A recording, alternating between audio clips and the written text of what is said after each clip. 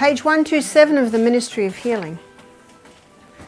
So we're going to go there again, because what that page contains is everything that we need as medical missionaries. So the only hope of better things is the education of people in the right principles. Let the physicians teach the people that restorative power lies not in drugs, but in nature. Disease is an effort of nature to free the system from conditions that arise because of a violation of the laws of health. In case of sickness, we're told three things. In case of sickness, the cause must be ascertained, wrong habits corrected,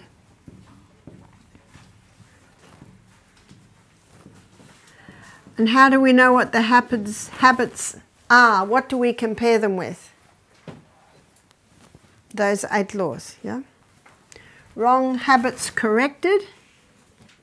There's one more thing. Unhealthful conditions changed. Chop the trees down to let the sunlight into the house.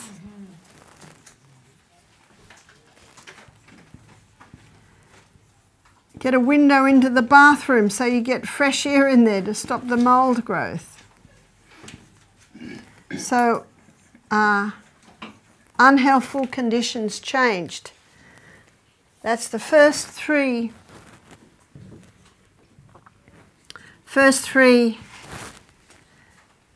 And remember what we're looking at, history.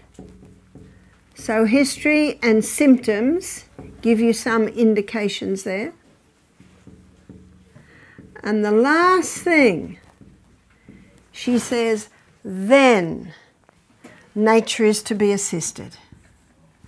Nature is to be assisted in her efforts to expel impurities and re-establish right conditions back in the body. That's not quite right, is it? Assisted. There's another S in there. Assisted. Yeah. The hook on symptoms.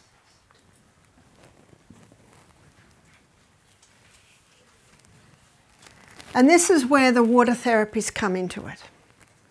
So we're making the afternoon meetings more practical. So even though it's not practically possible for everyone to do the water treatments, what I want to do is go through the basic principles behind the water therapies. And this brings in, nature is now to be assisted in her efforts to expel impurities and re-establish right conditions back in the system. And do you remember, students, the largest organ of elimination? Skin. The skin, that's right. And basically that's what is being affected by water therapies. And then in page 127 of the Ministry of Healing, it says pure air, sunshine, temperance, rest, exercise, proper diet, use of water. I'm always intrigued as to the very words used. Use of water. In other words, there's a time to drink water and there's a time not to drink water. When is the time we don't drink water? Is when we're eating our meals, because it will water down our hydrochloric acid, which is the very enzyme that's required to break our food down. So the only way you can do that is to drink in between the meals. Use of water. So with drinking, there's a time to drink water and there's a time not to.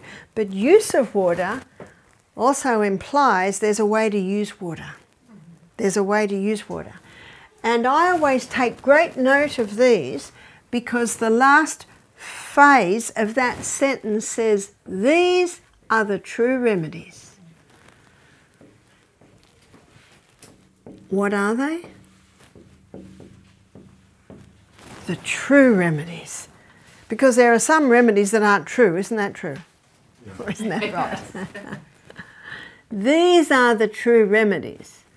So whenever you're looking for how to help a person, where do you go first? You go first to the true remedies. We'll be looking at some water treatments, but they will not be very effective unless these remedies are implemented. And to be able to start a health retreat of your own, knowledge is needed in these areas. But also, some simple water treatments can do amazing amount. So to know how these water treatments work, we need to look at water. And water is the best conductor of hot and cold to the body. And we are warm-blooded creatures. And we don't like cold, is that right? We don't like finishing the hot shower with cold. We don't like diving into the cold winter stream. The only way I can dive into the cold winter stream is to get very hot first. So our guests get very hot in the steam and then they can dive in the cold winter stream. And I run up and down hills in the morning and I get very, very hot, then I can dive into the cool winter stream because we're up in the mountains, so the water is quite cool, as I imagine it probably is around here. So let's have a look at water. We're looking at hot water. Now hot water is a stimulant. And we all know that if you're cold and you have a hot shower, you feel that stimulating effect. In fact, often it's a little bit hot if your body's cold. And then as it warms up, it's not terribly hot anymore, is it? Your body has adjusted to it. So hot initially is a stimulant. But when the hot remains on the body, there's a slowing down that we'll call it a depressant. Meaning it depresses the movement. Because what are we stimulating when hot water is applied to the body? The blood. The blood. That's what we're stimulating, blood. And the Bible says the life of the flesh is in the blood. What verse is that? Leviticus 17:11. The life of the flesh is in the blood. So this is life. So what has blood got in it to be life? It's got red blood cells. And the red blood cells carry three main things. They carry, and it's the hemoglobin on the red blood that carries oxygen, the most vital element needed for life. Nutrients. Our stomach's very busy at the moment digesting lunch, and little by little the nutrients are going into the blood, and tomorrow I'll show you straight to the project manager, the liver, and then the liver determines what happens to those nutrients. And the third thing is water. But right now I want to list the four vital elements needed for life. And you can find this any chemistry book, biology book, anatomy and physiology book. 4 vital elements needed for life. Number 1 is oxygen. Number 2 is water. Number 3, does anyone know? Sodium. And number 4 is potassium. Sodium is found in highest concentrations in seawater. That's why our salt's important. Potassium, where do we get that from? All our fresh fruits and vegetables. They're high in potassium. These are the 4 vital elements needed for life. And it is the blood that is the carrier of those. Blood also, the red blood cells do something else. They carry away waste. And that's very important.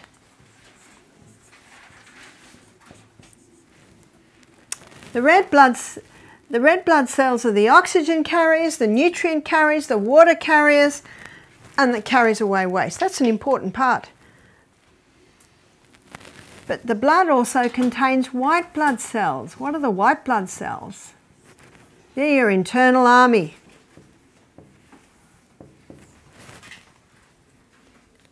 No wonder the Bible calls the blood the life of the flesh.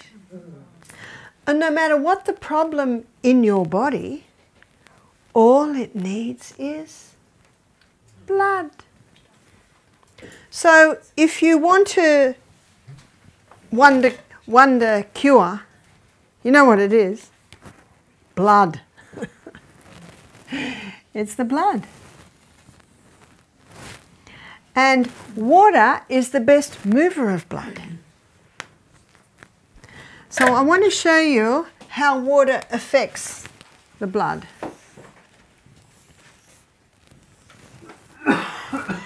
So when you apply hot water to the body, it has a stimulating effect. And it takes approximately 3 minutes to get from the stimulating effect to the depressing effect. Cold. When you first apply cold to the body, what's the effect? Yes. It's a stimulant. That's right. In fact, it's the best stimulant there is. A young man who's a friend of mine, he got into the habit of having coffee every morning. And he rang me one day and he said, I found something better than coffee. I said, oh, I'm so glad. He said, I finish my hot shower with cold in the morning. Great. It's a stimulating effect. That's why we go, when it touches us. So the hot is a stimulant. And the cold is stimulant. But it's not long once the cold, or once the person is in the cold water before what happens? Depression. This is why so many people died when the Titanic went down. There were many people in that water and their body just stopped. It just stopped. And they usually just laid their head down and appeared to go to sleep, but they actually drifted into death. And you might have heard stories of mother and the little children caught out in the snow, and the little children just want to lay down and sleep. And we can't, we must keep moving because they would die. Because that's what the effect of cold. And so when we first apply cold to the body, the stimulation that we experience is a reaction.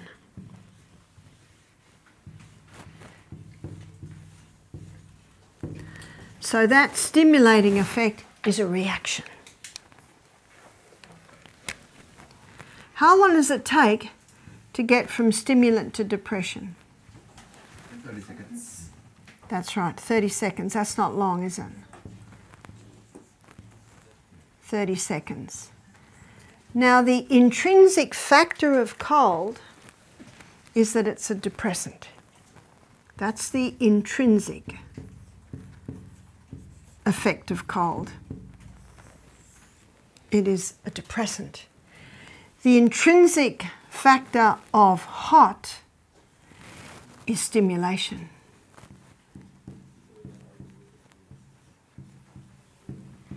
Whereas the reaction of hot is to slow down. So what we do to move blood, because I think we've just determined any part of the body that's not working well, we need more blood. So what we do is we use the intrinsic effect of heat and we use the reaction effect of cold. So let's have a look at this. Let's say someone has just sprained their ankle and the foot is swelling and they're in a lot of pain. We'll do 3 minutes hot, 30 seconds cold, and we do that 3 times. Now, if the response is this, because you're looking for your response, if the response is the swelling's not going down after 1 dip of hot and 1 dip of cold, go to 1 minute hot and 1 minute cold, because we actually want a very much slowing down of the inflammatory response in there, in the foot. Can you see how you're also looking at response there? So, but this is the rule of thumb, is 3 minutes hot. And where would we use 3 minutes hot?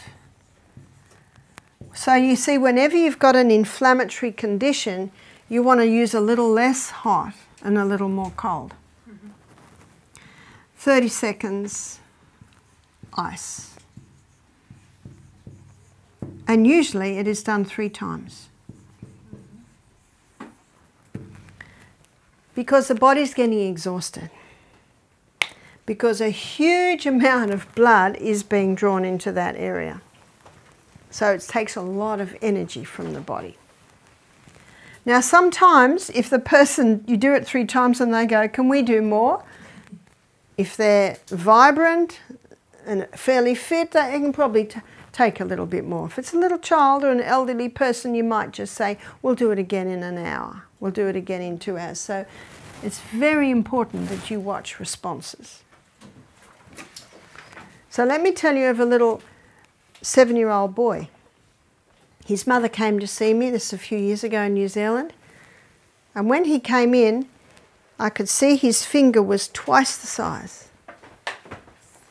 It was all red, and the swelling on top, it was all yellow. And I said, so what are we doing there? History. I said, what happened to the finger? And the mother said, oh, the doctor says it's cellulitis. Do you know what cellulitis is? Yeah. Inflammation of the cell. Now that's not rocket science, is it? But why? Why is it inflamed? So I went a little bit further with my history. Did anything happen to that finger? Because you just don't wake up with a finger like that. Unless a spider's crawled on you and bitten your finger. But you see, still there's a cause. In case of sickness, ascertain the cause. She said, well, he had a blister there and he was playing with his little cars in the dirt and the blister broke. So what have we got going in there? We've got going in the broken skin, we've got dirt. Now your skin is like a suit of armour. And that suit of armour is to keep any harmful pathogens, dirt out, yeah? Now it's broken and now it's getting in. So very, very quickly, the body sets up an immune response. And it sends lymphatic fluid there. Lymphatic is your body's vacuum cleaner. And with your blood, you've got 5 different types of white blood cells, and the lymphocytes are the scouts. So they contact the neutrophils, and they come in abundance.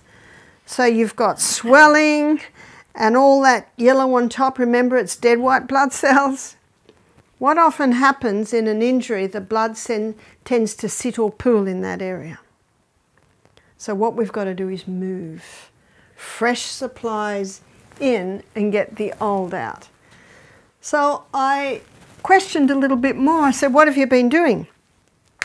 Oh, he's on his 2nd course of antibiotics. And it still looks like that. And what's the definition of insanity? To do what you've always done and expect different results. And I'm not criticising this mother. She didn't know what else to do. Can you see these stories that I relate show you that the only hope of better things is the education of people in the right principles? She said he's on painkillers because it's so painful.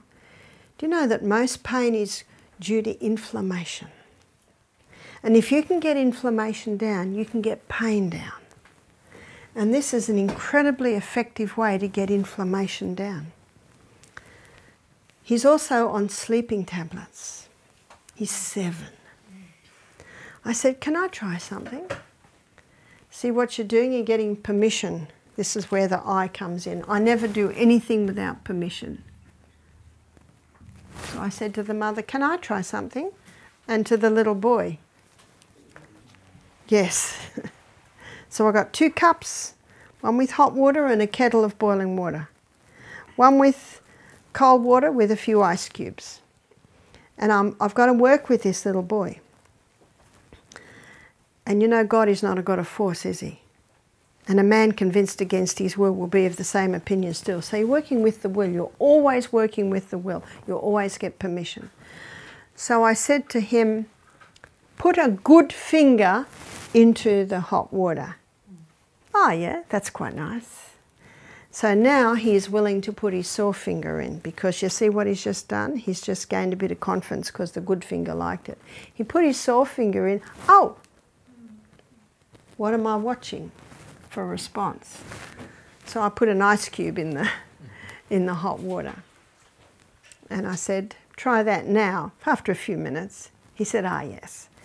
Now the first hot wasn't really hot because his finger was so tender, but I know that after the cold, he'll be able to handle more hot.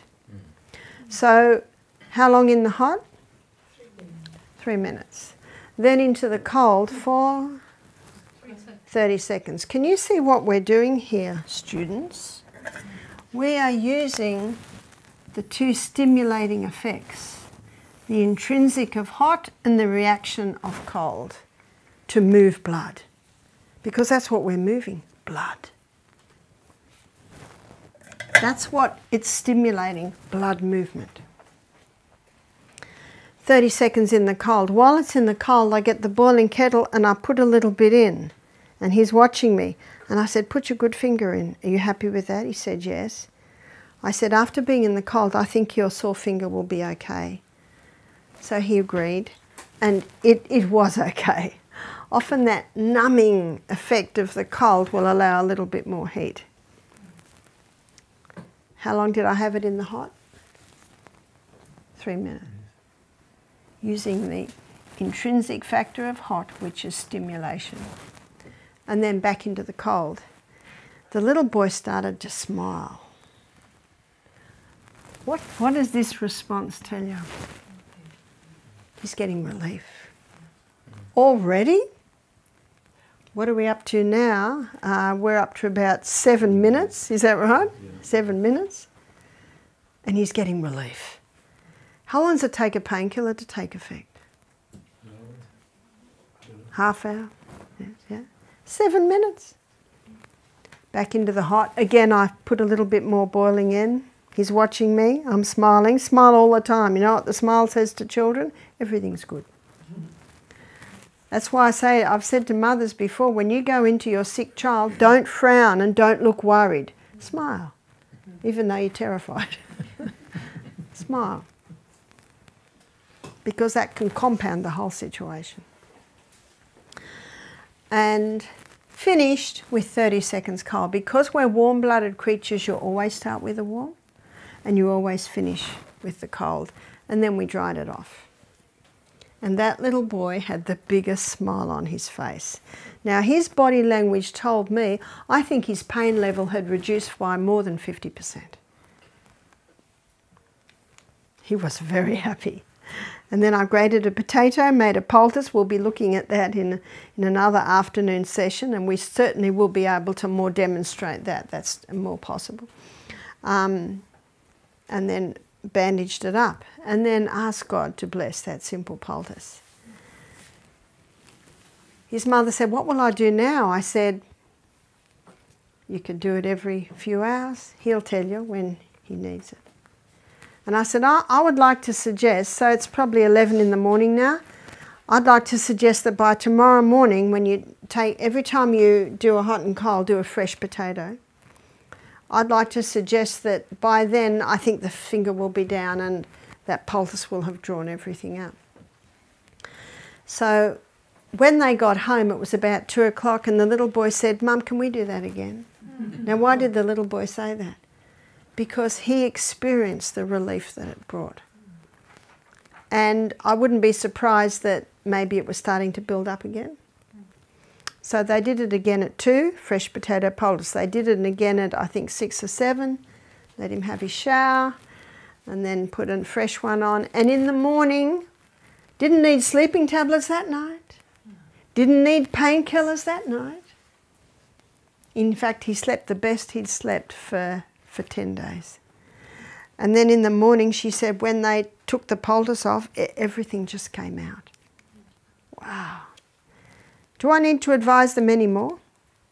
Can you see what they're doing now? If it works, do it. So if it's good, do it again. If the pain comes back in 2 hours, do it every 2 hours.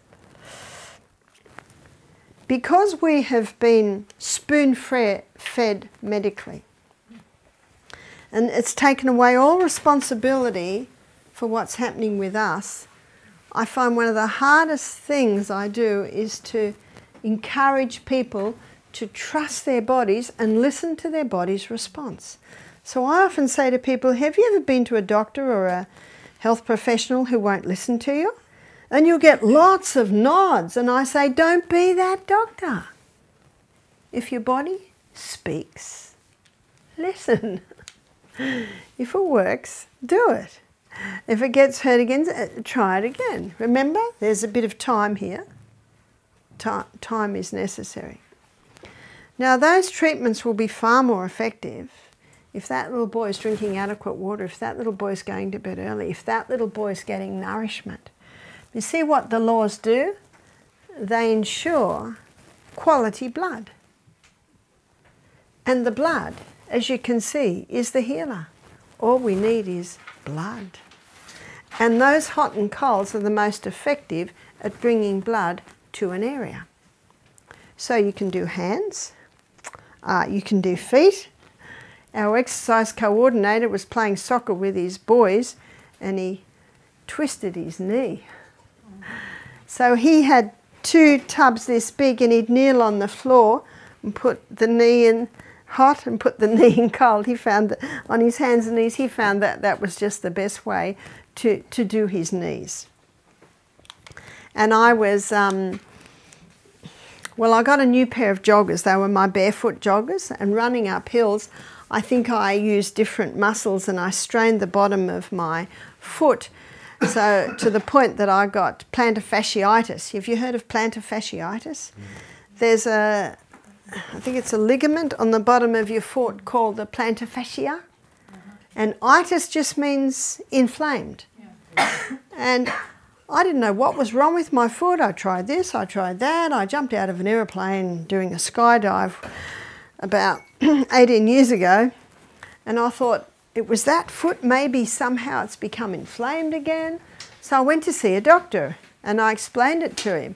And he looked at my foot, he laughed, he said, you've got plantar fasciitis. I said, what? Plantar fasciitis? He said, yeah, that'll take 10 months to heal that.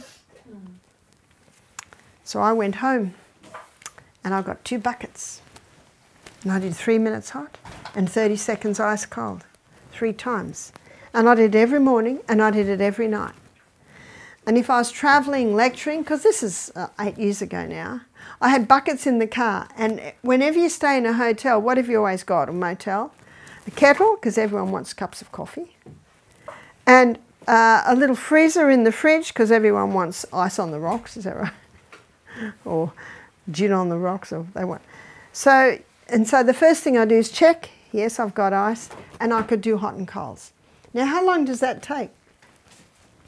At the very most, 15 minutes. That's not long, is it? So I did hot and colds. And I got those famous German sandals, Birkenstocks, which were great for the feet. In fact, I still wear them most of the time. And in 6 months, it was totally healed. How long did he say it would take me? 10 months, yeah. So often with ligaments, it takes a lot longer. Bones are quick because you can immobilise them. If I was on my feet lecturing and my foot would start to ache and I'd stand on one foot, I'd go straight home and I'd do hot and colds, and my pain levels could go from 8 out of 10 to 1 out of 10. Hydrotherapy, this is water therapy, has been used for centuries, and in the area of pain relief, it is without peer or without equal. I've just quoted a statement from one of Dr. Kellogg's water books. And I saw that in my plantar fasciitis. I saw that in this little boy. It's those hot and colds. Because remember, what's one of the #1 causes of pain? Inflammation. And can you see how this brings down the inflammation by moving the old, stale blood out of the area and naturally reducing it? And so a year later, a man emails me, said, Barbara, I've got plantar fasciitis. What can I do? And I say, aha, hot and colds, at least once a day, twice if possible. Basically, the more often you do it, the quicker it's going to heal. 2 weeks later, he emails back, I've still got it. I said, yes, it's going to take time. But I experienced that you can manage it with these hot and colds. A week later, I'm going back to the doctor, it's not better. And the doctor gave him a cortisone injection straight into the foot. Cortisone will reduce inflammation, but guess what? It just comes back. 2 months later, Barbara, I've still got it. What do I do? Do you know what I said to him? I just go back to my previous email. I'm very gracious, but I've already told him. You see that? I have told him, there it is, there it is, there it is. We had a lady do our program and she was limping. She was a little overweight, and whenever people are carrying excess weight, that always puts extra pressure on knees, ankles. I said, what's the matter with your foot? She said, I've got plantar fasciitis. I said, oh, how long have you had it? 18 months. 18 months. Whew. So we did hot and colds in the morning, hot and colds in the afternoon. And what we do with our guests, we'll do the first one on them, and then after that we'll let them do it. Because remember what our institutions are? Teaching. Teaching people how to do it themselves when they go home. Within 3 days she's walking. Walking. She's not better, but she's come a long way. So such a simple thing. Whenever there's inflammation, the hot and colds have a huge effect. What about on the chest? Well, on the chest you would use fermentations. And there's a couple of things you can do for fermentations. I first read about this with Dr. Kellogg's work. And he says get a big saucepan of boiling water, and he said you must use wool. When you're doing hydrotherapy treatments, it must and you're putting wool on it, it must be wool. Always wool. Wool is a far better conductor and it doesn't chill and it holds the heat much longer. So I got a woolen blanket and cut it into 4, and I would fold it in half, fold it in half, fold it in half again so it's long. And this is what he says to do, because this is how I first started. I just had his book. You twist it. And then you dip it in the water, and then you twist. You twist and you pull it out. And the excess water runs off. And then you take it to a table and fold it out so it's that wide. Remember, it was only that wide when I dipped it, so I fold it out half. It's this long, and then I quickly fold it in thirds, and then I wrap it up in a towel. And that'll keep hot, even for probably 5 minutes. And then I go to the person. And why am I doing a fermentation on their chest? Because they've got asthma or a pneumonia, but a congested chest. And what I do is I lay a hand towel over there that's dry. Then I put this, open up, quickly put the pack on, and then cover it with another woolen blanket. And then I watch them very carefully. In fact, I'm staring at their face. And I say, is that okay? You never press down because this is steam. You just lay it. If they say it's too hot, you just pull the whole top off and you wipe the moisture off with your hand. And then lay it down again. And watch them very closely. Watching the response is of the essence. It's too hot again. Fine. You never say, no, it's not. You never say, you should be, no. You must listen and just respond. And I found some people can handle it very hot, some people cannot. You just got to go with them. And then you quickly pull it up and wipe the moisture off the skin with your hand and lay the whole thing down. And usually by then they can handle it. And then you time how long? 3 minutes. And then take it off and you have a bowl with iced water. You have a couple of washes. Because you wipe it over, it'll only take a few seconds. By then the wash is hot. So you've got another one there. You use the other one, then the other one there. And so that you're icing it for about 30 seconds. And they might give a little scream, but you smile very sweetly and say you're getting a great reaction there. And then you dry the whole area off and cover. And then you might have already got a hot compress ready, or do it again. Dip it, wring it out. Now, what a lot of people do now is they'll get wool or a towel, they'll wet it, wring it out, they'll put it in a microwave, and you can get it very hot in a microwave. There is a use for your microwave, I can't think of anything else. So that's a quick way that a lot of people choose to do now. And then I do that 3 times. And what I find when the second hot compress goes on, you can't use the same towel or blanket. You've got to use a dry one so that you can get it up to that heat. Because the one you've just used is now cold and you will not be able to get it up to that heat. Because what I find is the third hot, they can usually handle it hotter because they've got used to the hot, and then the cold helps them to cope with that. And that brings incredible relief, even though it's a bit of work, incredible relief to anyone with a congested chest, asthma. Just opens those bronchioles, because what you're getting in there now is steam. Remember page 127 of the Ministry of Healing, where it says, the use of natural remedies requires an amount of care and effort that many are not prepared to give. But oh, the results, and so quickly. You can also do that on the spine. So doing those compresses on the spine, obviously you'd keep it long if you're doing it on the spine, but same thing, put a dry hand towel there. Every time you put another hot compress on, you put a fresh, dry towel on there. That's very important. And you will never burn anyone. If they say it's too hot, you take the water off the chest, the condensation, because that can get quite hot. So you scoop that off with your hand and then lay the pack back down again. Again, watching your patient very, very carefully. How long does it take? It only takes about 15 minutes. But someone who's got back pain, that can really help there. What about the hips? Well, you can do the compresses there, or there's something else you can do, and that is sitz baths. So what are sitz baths? Well, you probably know better than me that apparently sitz is German for sit, is that right? So what are sitz baths? Sitz baths is doing this same process, but they're sitting. They're sitting the hips in that area.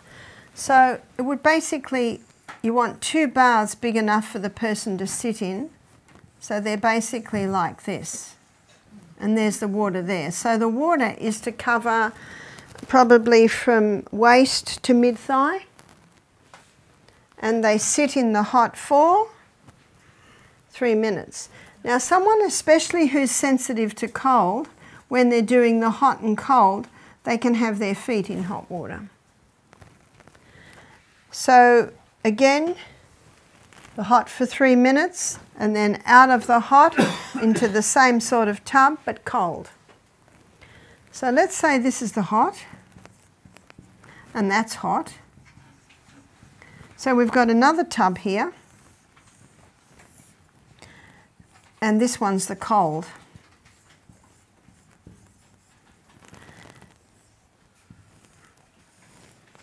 And the little tub they put their feet in, it's hot. So the feet you always have in the hot. And that can be very helpful for someone who is maybe a little underweight, who really feel the cold.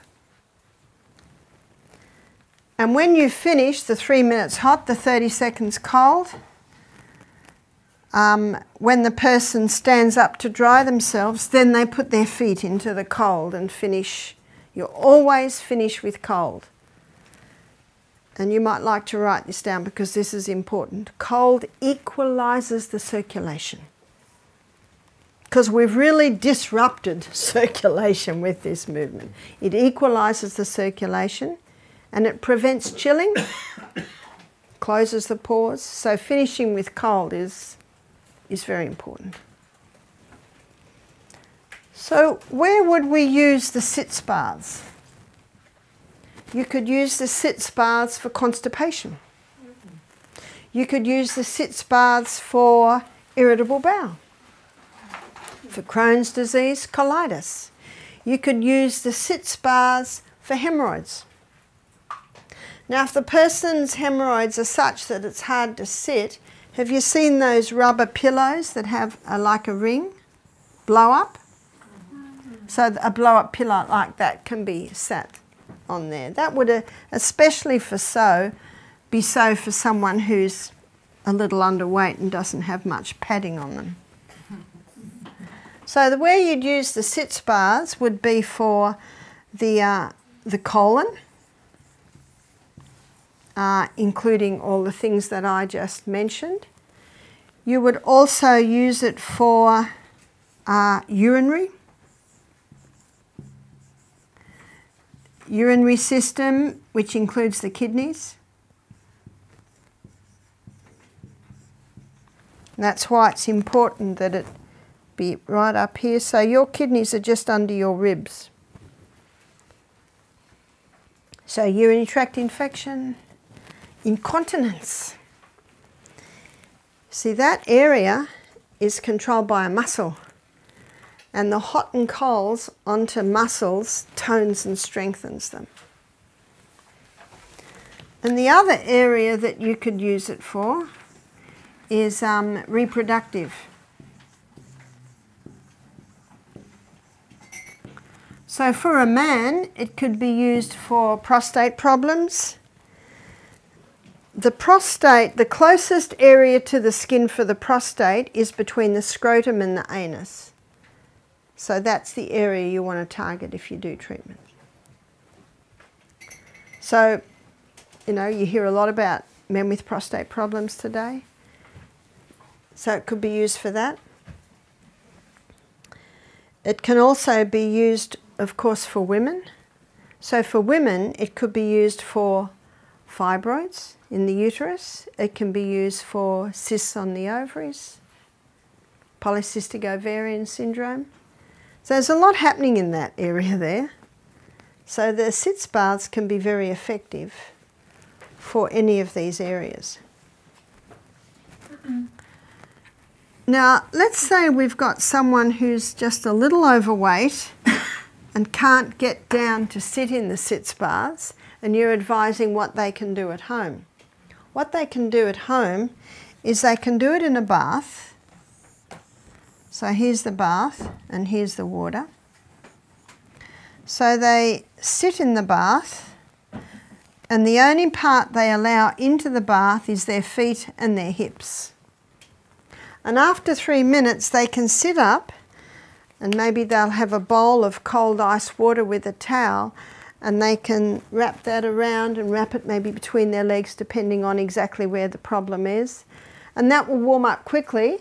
So you've got another one there, and quickly swap it over so that you try and get about 30 seconds of cold to that area. So that is another way that it can be done if sitting in the sitz baths is not possible. Necessity is the mother of invention. So you find a way to be able to do it. But they are very powerful. And I'm going to give you a story to illustrate. We had a young man come and do our program. He was 15, and he was having accidents in the classroom with his bowels. You can imagine how embarrassing that is for a 15-year-old. Sometimes he had diarrhea, that's when he had the accidents, and sometimes he had constipation where he didn't have accidents then. So that told me we've got a couple of problems here. One is the gut's not working well because we shouldn't have alternating diarrhea and constipation. And the other thing it told me, there's something wrong with that anal sphincter, that it cannot hold the feces. He'd already had one operation. You don't want anyone cutting or doing anything to that area. And they didn't want to do another one, as you can imagine. So what we did was we did sitz baths on him every morning and every afternoon. And we assessed the gastrointestinal tract. So he had no diarrhea when he was with us. Things were running well. But he did the sitz baths twice a day. Now, I've got to be realistic, and that's why it's very important as medical missionaries, we are also social workers. There's no use making a program for someone if they just can't do it or not going to do it. That's why it's very important to always be watching the person's response. So how is this 15-year-old boy who goes to school going to do that in the morning? So what I said to him was, keep to the diet, and that'll prevent you getting diarrhea, so that you're less likely to have an accident, and do the sitz baths every evening. So my suggestion is, let's say you have your shower at 8:30, do the sitz baths at 8:15. So do the sitz baths and go straight into your shower and go to bed. So can you see I'm making a reachable program for him? By the end of the week, this young man was so excited. Can you imagine how embarrassing it is for a 15-year-old? Yeah. Can you imagine his future? Is he going to be able to have a girlfriend? Will he ever be able to get married? Will he ever be able to... Wow. And often the medical profession at that point come in with the antidepressants. Phew. What will that do? Oh, that'll constipate him even more, but then... Well, that'll stop him having accidents, but then when he gets constipated, it'll bring even more pressure in the area. Can you see the vicious cycle that starts to happen? So he was able to buy 2 tubs, and my suggestion is that he do this for 30 days. Non-stop. Because when you do these sitz baths, say you do one sitz bath, you have an effect. Did you know that the next sitz bath, the effect is doubled? So, I don't know, you do the maths on that. How powerful is number 30? Because the next one intensifies the action of the previous one. And that's why we say 30 days. And then you can have a break for a month. If you want to do it again, do it for another 30 days. I didn't hear back from this young man. Sometimes no news is good news, is that right? Mm-hmm. But we had a lady come 3 years later. So the boy's 19 now. She said, have you heard? I said, no, we haven't. She said, he's totally healed. Amen. Totally healed. She said, he's just gone on an overseas trip with his parents. He's got a girlfriend. They're thinking of getting married in a few years. How nice. What fixed him? The body. The body when given the right conditions. Where's the if? The human body will heal itself if given the right conditions. All he did was sit in hot and cold water. It's a very powerful treatment, incredibly powerful. We had a young lady do our program, and she was a very beautiful woman. She was a career woman, and she had a little skin tag, maybe a centimetre long, near her anus. And she wanted me to have a look. She said, Barbara, I'm thinking of having it cut out. I said, don't. I said, does it cause you any problems? She said, well, no, I just don't want it there. Well, I like to suggest no one sees it.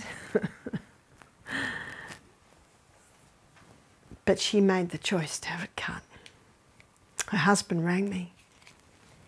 He said she can't work, she can't do anything, she's in so much pain. Can you imagine a cut and stitch in that area? That's what they used to do for forms of torture. I said, bring her to the retreat. So they brought her to the retreat. She was a mess. She just cried half the day.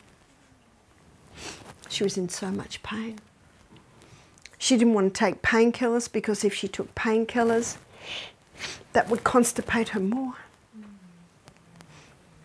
So we did sit spas. And she was able to sit quite comfortably. If she couldn't sit comfortably, we'd put the ring there.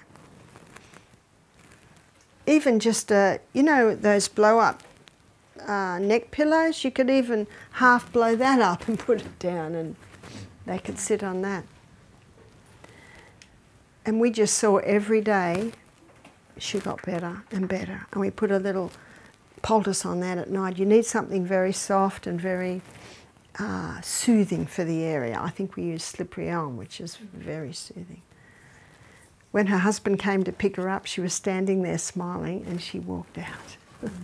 He could not believe the difference. Now, she's not better, but she's come so far. She didn't have to take any painkillers because the hot and the colds did it. What did the hot and colds do? They just increased blood to that area. What does that mean? More oxygen, more nutrients, more water, more waste is carried away. And so her wound could heal so much quicker because of that. So simple and yet so powerful, so incredibly powerful. Dr. Kellogg has written something like, he's written textbooks on hydrotherapy, which is water therapy. But what I want to do this afternoon, I want to show you how it works. I want to show you why it affects the body in such a dramatic way. And I wanted to give you some simple treatments that you'll be able to use in your health facility.